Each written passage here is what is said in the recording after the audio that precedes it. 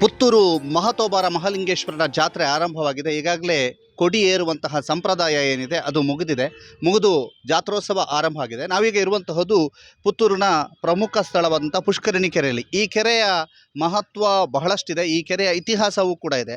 ಪುತ್ತೂರಿನ ಹೆಸರನ್ನು, ಪುತ್ತೂರು ಅನ್ನುವಂಥ ಹೆಸರನ್ನು ತರೋದಕ್ಕೆ ಮೂಲ ಕಾರಣವೇ ಈ ಕೆರೆ ಅನ್ನುವಂತಹ ಇತಿಹಾಸವನ್ನು ನಮಗೆ ಜಗನ್ನಿವಾಸ ರಾವ್ ಇವರು ತಿಳಿಸಿದರು. ಅವ್ರ ಹತ್ರನೇ ನಾನು ಮಾತಾಡಿಸ್ತೀನಿ. ಈ ಪುಷ್ಕರಣಿ ಕೆರೆ ಅಂದರೆ ಏನು, ಮುತ್ತೂರು ಪುತ್ತೂರಾಗಿ ಬದಲಾಗಿದ್ದು ಹೇಗೆ, ಯಾಕೆ ಮುತ್ತೂರು ಅಂತ ಬಂತು ಅನ್ನುವಂಥದ್ದನ್ನು ಅವ್ರ ಹತ್ರ ಕೇಳುವ. ಸರ್, ನಾವೀಗ ಕೆರೆಯ ಪಕ್ಕ ಇದ್ದೀವಿ. ಕೆರೆಯ ವಿಶೇಷತೆ ಏನು ಮತ್ತು ಈ ಕೆರೆಗೂ ದೇವಸ್ಥಾನಕ್ಕೂ ಸಂಬಂಧ ಏನು, ಜೊತೆಗೆ ಈ ಕೆರೆಯಿಂದ ಪುತ್ತೂರಿನ ಹೆಸರು ಬದಲಾಗಿದ್ದು ಹೇಗೆ? ಮುಖ್ಯವಾಗಿ ನಮ್ಮ ಆರಾಧ್ಯ ಮೂರ್ತಿ ಮಹಾಲಿಂಗೇಶ್ವರ ಇವನ ದೇವಸ್ಥಾನದ ಪಶ್ಚಿಮ ಭಾಗದ ವರುಣ ಪದದಲ್ಲಿ ಈ ಕೆರೆ ಇದೆ.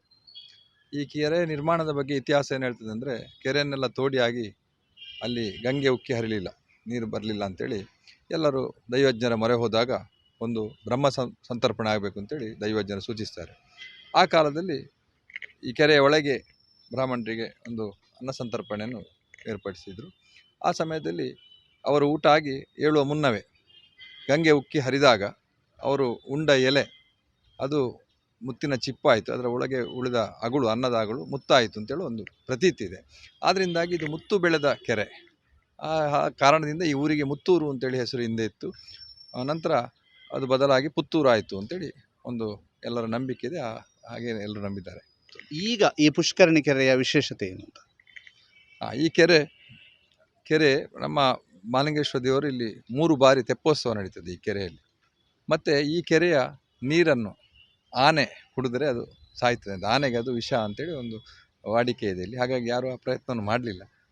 ಮತ್ತು ನಿತ್ಯ ಹರಿದ್ವರ್ಣ ಕೆರೆ, ಒಂದು ಸುಮಾರು 6 ಎಕರೆ ಜಾಗದಲ್ಲಿ ಇರ್ಬೋದು. ಮತ್ತು ಈ ಕೆರೆಗೆ ಇಳಿದು ಸ್ನಾನ ಮಾಡಬಾರ್ದು ಹಾಗೂ ಇಲ್ಲಿಯ ಮೀನನ್ನು ಹಿಡಿಬಾರ್ದು ಅಂತೇಳಿ ಹಿಂದೆ ಒಂದು ಕಲ್ಲಿನ ಶಾಸನ ಮಾಡಿದ್ದು ಈಗಲೂ ನಿಮಗೆ ಕಾಣಲಿಕ್ಕೆ ಸಿಗ್ತದೆ. ಅದನ್ನು ನಾವು ಜೋಪಾನವಾಗಿ ಇಟ್ಟಿದ್ದೇವೆ.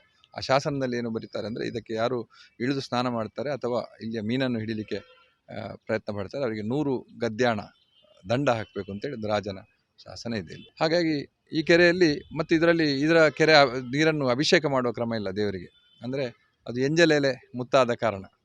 ಮತ್ತೊಂದು ಇಲ್ಲಿ ಏನಂದರೆ, ಈ ಕೆರೆಯಲ್ಲಿ ಸ್ನಾನ ಮಾಡಿದರೆ ಸಂತಾನ ಭಾಗ್ಯ ಆಗ್ತದೆ ಅಂತೇಳಿ ಅದು ನಮಗೆ ತುಂಬ ಹಲವು ವರ್ಷಗಳ ಹಿಂದೆ ತಿಳಿದು ಅಂತ ಹೇಳಿದರೆ, ಕೋಡಿ ಮಠಾಧೀಶರಿದ್ದಾರೆ, ಅವರು ತಾಳೆಗರಿ ಮೂಲಕ ಪ್ರಶ್ನೆ ಹೇಳುವವರು. ಅಲ್ಲಿ ಯಾವುದೋ ಒಂದು ದಂಪತಿಗಳು ಹೋಗಿ ಸಂತಾನದ ಬಗ್ಗೆ ಕೇಳಿದಾಗ ಅವರು ಎಂಜಲ ಎಲೆ ಅದು ಮುತ್ತಾದ ಕೆರೆಯಲ್ಲಿ ಸ್ನಾನ ಮಾಡಿ ಮಹಾದೇವನ ದರ್ಶನ ಮಾಡಿದರೆ ಸಂತಾನ ಆಗ್ತದೆ ಅಂತ ಹೇಳಿದ್ರಂತೆ.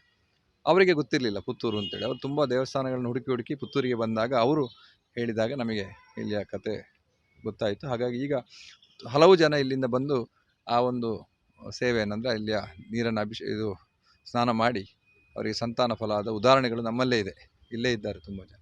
ಹಾಗಾಗಿ ಈಗ ಸ್ವಲ್ಪ ಅದನ್ನು ತಿಳಿದುಕೊಂಡು ಕೆಲವರು ಬರ್ತಾ ಇದ್ದಾರೆ. ಹಾಗೆ ಆ ರೀತಿಯಲ್ಲೂ ಈ ಕೆರೆ ಒಂದು ವಿಶೇಷವಾಗಿ. ಈ ಜಾತ್ರೆಯ ಸಮಯದಲ್ಲಿ ತೆಪ್ಪೋತ್ಸವ ಆಗುವಂಥದ್ದು ಅಥವಾ ಬೇರೆ ಸಮಯದಲ್ಲಿ? 3 ಬಾರಿ ತೆಪ್ಪೋತ್ಸವ ಆಗ್ತದೆ. ಒಂದು ಶಿವರಾತ್ರಿ, ಮಹಾಶಿವರಾತ್ರಿ ಎಂದು, ಒಂದು ಲಕ್ಷದೀಪೋತ್ಸವ, ಮತ್ತು ಜಾತ್ರೆಯ ಮಧ್ಯದಲ್ಲಿ ನಡುದೀಪ ಅಥವಾ ನಮ್ಮ ಉಳ್ಳಾಳ್ತಿ ಭಂಡಾರ ಬರುವ ದಿವಸ, ಆ ದಿವಸ ಕೆರೆ ಉತ್ಸವ, ತೆಪ್ಪೋತ್ಸವ ಎಲ್ಲ ಆಗ್ತದೆ.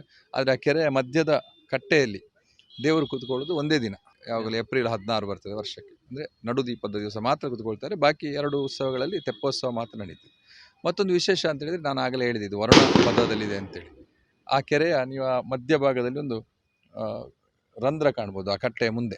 ಅದರ ಕೆಳಗೆ ವರುಣನ ಮೂರ್ತಿಯನ್ನು ಪ್ರತಿಷ್ಠಾಪಿಸಲಾಗಿದೆ. ಆ ವರುಣನ ಮೂರ್ತಿ ಈಗಲೂ ಇದೆ.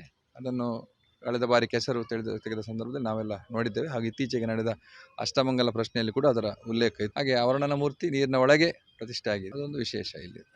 ಈ ಕೆಸರು ತೆಗೆದಾಗ ನಿಮಗೆ ಮುತ್ತು ಸಿಕ್ಕಿತ್ತು ಅನ್ನುವಂಥದ್ದು ಇದೆ, ಹೌದಾ? ನಾನು ನೋಡಲಿಲ್ಲ. ನಮ್ಮ ಹಿಂದಿನವರು ಕೆಸರು ತೆಗೆಯುವಾಗ ಮುತ್ತಿನ ಚಿಪ್ಪು ಸಿಕ್ಕಿದ ಒಂದು ಪ್ರತೀತಿ ಇದೆ. ಕೆಸರು ತೆಗೆಯುವಾಗ ಹಿಂದಿನ ಬಾರಿ ನಾವೆಲ್ಲ ಇದ್ದೆವು, ನಾವೆಲ್ಲ ಸೇರಿ ತೆಗೆದು 87-88ನೇ ಇಸ್ವಿಯಲ್ಲಿ. ಆಗ ಹಿಂದಿನವರು ಹೇಳ್ತಾ ಇದ್ರು. ಮೊದಲು ಇದಕ್ಕೆ ಗೊತ್ತಿಲ್ಲದೆ ಇಳಿದು ಸ್ನಾನ ಮಾಡ್ತಾ ಈಜುತ್ತಾ ಎಲ್ಲ ಇದ್ದರು. ಆಮೇಲೆ ಆಗಿನ ಅಷ್ಟಮಂಗಲ ಪ್ರಶ್ನೆಯಲ್ಲಿ ಅದರ ಬಗ್ಗೆ ನಿಷೇಧ ಇದೆ ಅಂತ ತಿಳಿಸಿದ ನಂತರ ಇದಕ್ಕೆ ಗೇಟಿನ ವ್ಯವಸ್ಥೆ ಮಾಡಿ ಖಾಲಿ ದೇವರ ಏನು ತೆಪ್ಪೋತ್ಸವ ಮತ್ತು ಕೆರೆ ಉತ್ಸವಕ್ಕೆ ಮಾತ್ರ ಇದನ್ನು ಸೀಮಿತಗೊಳಿಸಲಾಗಿದೆ. ಇದು ಪುಷ್ಕರಣಿ ಕೆರೆಯ ಇತಿಹಾಸ. ಇಲ್ಲಿ ಮುತ್ತು ಆಗಿತ್ತು ಅಥವಾ ಪುರೋಹಿತರಿಗೆ ಅಥವಾ ಬ್ರಾಹ್ಮಣರಿಗೆ ಊಟ ಕೊಟ್ಟಂಥದ್ದು, ತದ ಬಳಿಕ ಅದು ಮುತ್ತಾಗಿ ಬದಲಾಯಿತು. ಆ ಮುತ್ತು ಊರು ಹೋಗಿ ಪುತ್ತೂರಾಯಿತು ಅನ್ನುವಂತಹದ್ದು ಇತಿಹಾಸ ಅನ್ನುವಂಥದ್ದನ್ನು ಜಗನ್ನಿವಾಸ ರಾವ್ ಹೇಳಿದರು. ಜೊತೆಗೆ ಕೆರೆಯನ್ನು ಬಹಳ ಅದ್ಭುತವಾಗಿ ಬಹಳ ಅತ್ಯುತ್ತಮ ರೀತಿಯಲ್ಲಿ ಮಾದರಿಯಾಗುವಂತಹ ರೀತಿಯಲ್ಲಿ ಸಂರಕ್ಷಿಸಲಾಗಿದೆ. ಈ ಕೆರೆ ಒಂದು ಪುತ್ತೂರಿಗೆ ಒಂದು ಮಾದರಿಯಾಗಿದೆ. ಜೊತೆಗೆ ಪುತ್ತೂರಿನ ಕ್ಷೇತ್ರಕ್ಕೆ ಒಂದು ವಿಶೇಷವಾದಂಥ ಮೆರುಗನ್ನು ನೀಡ್ತಾ ಇದೆ. ಗೌತಮ್ ಶೆಟ್ಟಿ ಜೊತೆಗೆ ದಾಮೋದರ ದೊಂಡೋಲೆ, ಸುದ್ದಿ ನ್ಯೂಸ್, ಪುತ್ತೂರು.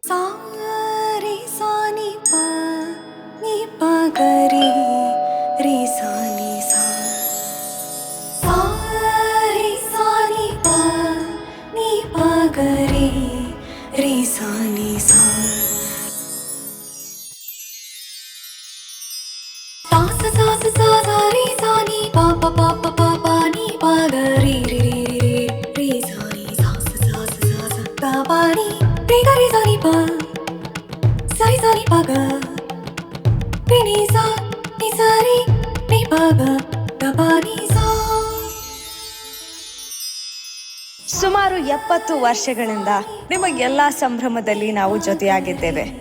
ಕಾಲ ಬದಲಾಗ್ಬೋದು, ಆದ್ರೆ ನೀವು ನಮ್ಮ ಮೇಲಿಟ್ಟಿರೋ ನಂಬಿಕೆ ಅಲ್ಲ. ಪರಂಪರೆಯಿಂದ ಪರಂಪರೆವರೆಗೂ ಎಲ್ಲಾ ಸಮಾರಂಭಗಳಿಗೆ ನೂತನ್ ಕ್ಲಾತ್ ಸೆಂಟರ್ ಮಡಂತ್ಯಾರ್.